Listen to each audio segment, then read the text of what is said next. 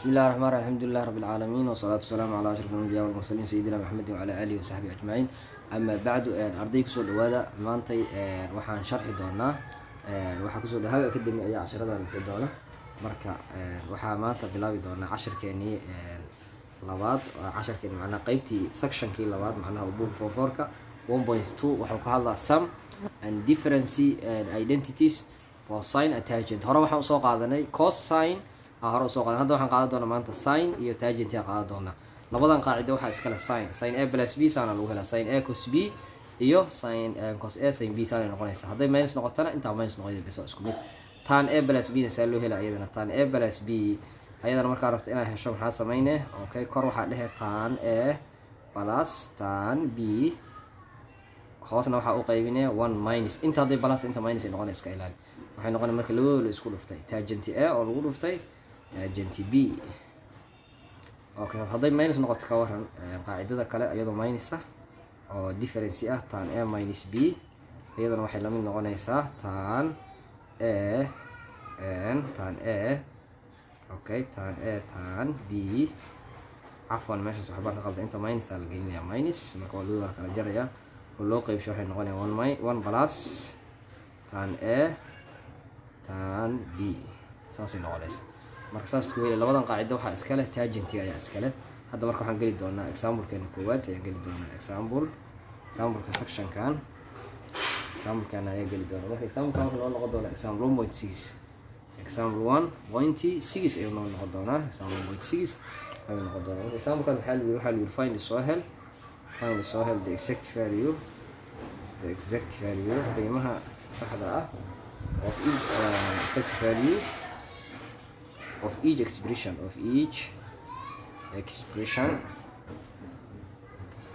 okay marka a waxaan haysanaa sin 75 degree b na waxaan haysanaa tan 7 by over 2 alif c na waxaan haysanaa sin 40 degree iyo cos 160 degree waxaa kaloo haysataa minus cos 40 degree iyo sin 160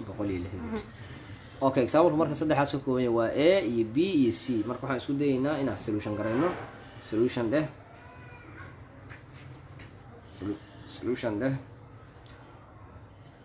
marka tira waxaan ka bilaabaynaa waxaan haysanaa sin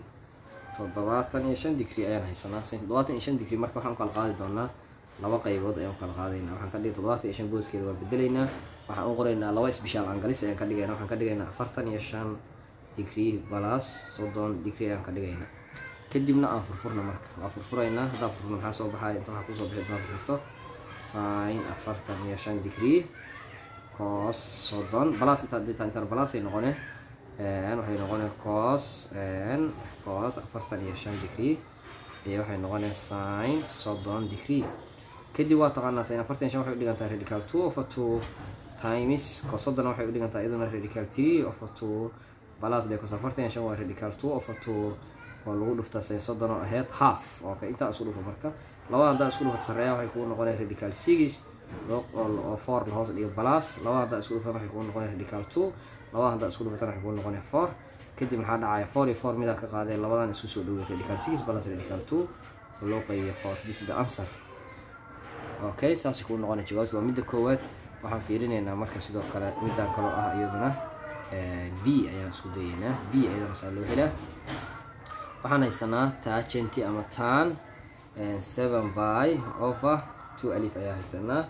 7 by over 2 alif okay waxaan u kala qaadi karnaa marka fiiri meesha waxaan u kala qaadaynaa tan laba u kala qaadaynaa waxaan u kala qaadi doonaa 3 iyo 4 aan u kala qaadno aan ka dhigno aan u kala qaadno 4 by over 2 alif and plus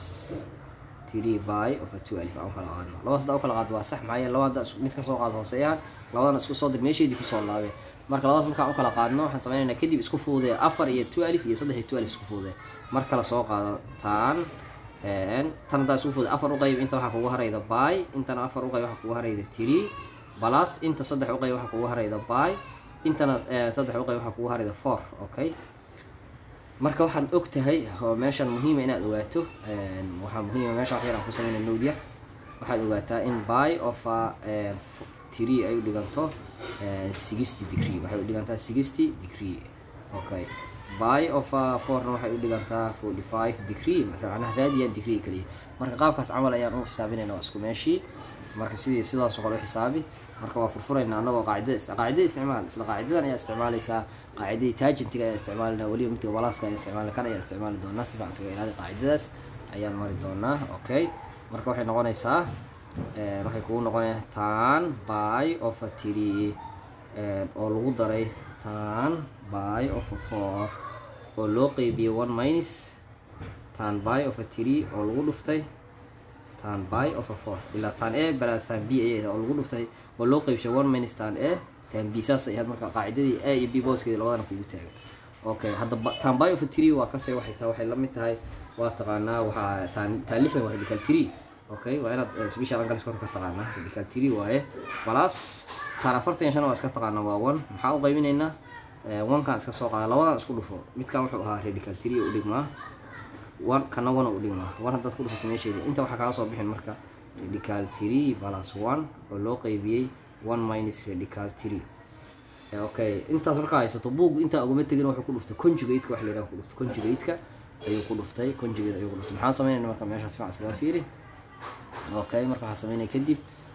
waxaan sameeynaa conjugate-ka ayaa ku dhufan inta noo soo qaad inta hadda waqti hadda waa jawaab sax laakiin radical-ka hoose waa laga baabiyaa. waxaa ku sameeyay rationalize ay ku sameynaysaa. marka waxaad soo qaadataa iska soo qaado waxaad soo qaadataa radical 3 plus 1 oo loo qaybiyay 1 minus radical 3 lagu dhuftay. marka inta waxaan ku dhufanay hooseeyaha oo macnaha conjugate plus oo laga dhigo waxaan ku dhufanayna 1 plus radical 3 1 plus radical 3 inta ku dhufo intana waxaa ku dhufataa 1 plus radical 3 ku dhufo. okay, ayaa waa sameynayna si fiican iska fiiri kan iyo kan daa isku dhufato wuxuu noqonaa radical 3. okay, kan iyo kan hadda isku dhufatana laba radical daa isku dhufto gudaha isu gal radical 9 ay noqonay way ka sii baxay meeqay noqonay 3 plus 3 ay ku noqonaysaa 1 kan haddana kan hadda ku dhufato waxa ku soo baxaya plus 1 ayaa ku soo bixin. okay, kan hadda kan ku dhuftana waxa ku soo baxaya iyadana radical 3 ayaa ku soo bixi doona radical 3 afwan meesha xoogaa yaraad. marka waxaas kadib waxaan sameynaysaa la hoos dhiga intana waxaan sameynaya inta hadda u jeedo macnaha waxay ku noqonaysaa sum and difference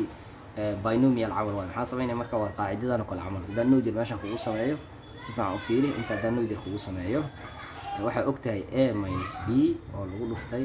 a plus b waa soo qaadata fasaladii hoose waxay la mid tahay labadan daas waxay la mid tahay a square minus b square saas ay la mid tahay. tan sidoo kale la sameeyay bas waxay noqonaysaa 1 ku a kugu taagay radical 3 b marka waxay noqonaysaa 1 oo la isku wargalay 1 kiisi leeyahay minus kan hadda isku wargaladana uu ka baxaa macnaha radical ka wuxuu noqonaa 3 la ku noqonaa bas. okay, kadib maxaa dhacay meesha marka equal labadan waa isku darsamayaan waxa ku soo bixi doonta horta 3 ayaa kan isku daro 4 labada radical 3 hadda isku dartana waxay ku noqonaysaa 2 radical 3 labada hadda isku qaybin waxa ku soo baxaya minus 2 ayaa ku soo bixin. okay, minus 2 ayaa ku soo baxaya. okay, maxaa sameeynaa marka okay minus 2 maxaa dhacay 2 dan kan u qaybi kan u qaybi kan hadda 2 u qaybido waxa ku soo baxay horta minus kan inta uu ku dhaca iska ilaali waxay noqon inta minus ay noqon doontaa waxay noqonaysaa minus 2 inta hadda 2 u qaybido hadda 2 oo baxa 1 ay noqon marka minus kan inta u qaybi minus ka dhiga waa minus radical 3 asal u dambeeyo kaas waxa soo baxa minus radical 3. okay, aan xalino c marka hadda a iyo b aan soo xalina marka c ayaan xalina example-ka 1.6 way ku jirnaa marka c da waxaan haysanay sin 40 degree cos 160 degree minus cos 40 degree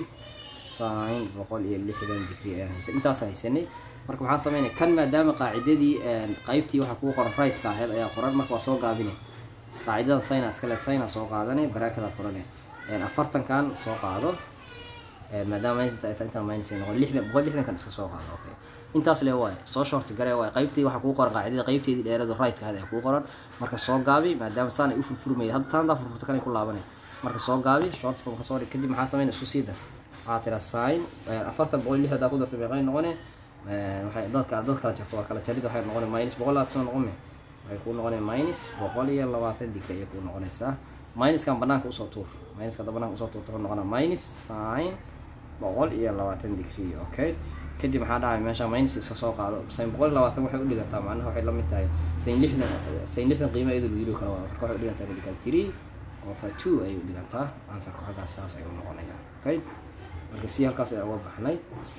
waxaan geli doonaa marka hadda example-ka nagu xiga. Example-ka nagu xiga wuxuu noqonayaa example 1.7. example 1.7 ayaan fiirinaynaa. Example-kaas ayaan qaadanaynaa. Example-kan marka wuxuu ku leeyahay right waxaa qortaa each expression waxaa u qortaa as a function of theta waxaa u qortaa as a function of theta ayaa u qoraysaa maxaa haysataa marka waxaa haysataa fiiri waxaa kuu qoran sin 30 plus theta sin 30 degree plus theta. b na waxaa kuu qoran waxaa haysataa tan 45 degree minus theta. c na waxaa haysataa iyadana waxaa kuu qoran sin 180 degree minus theta. qaacidooyinka hadda isticmaalaysaa some and different formulas isticmaalaya for cosine and tangent isticmaalaysaa. solution ayaad dhahaysaa kadib maxaa samaynaysaa noo soo qaad haddaad soo qaadato waxaa haystaa sin 30 degree plus theta. hadda furfur qaacidadii isticmaal waxay u dhigantaa sin 30 cos theta plus cos 30 degree raacsan dabcan intana waxay noqonaysaa sin theta ayay noqonaysaa. kadib maxaa dhacay meeshan sin 30 intay la mid tahay taqaan waxay u dhigantaa waa half soo maahayn cos theta sida iska soo qaado plus cos 30 intay u dhigantaa waa taqaan waxay u dhigantaa radical 3 over 2 sin theta sida soo qaado. Okay,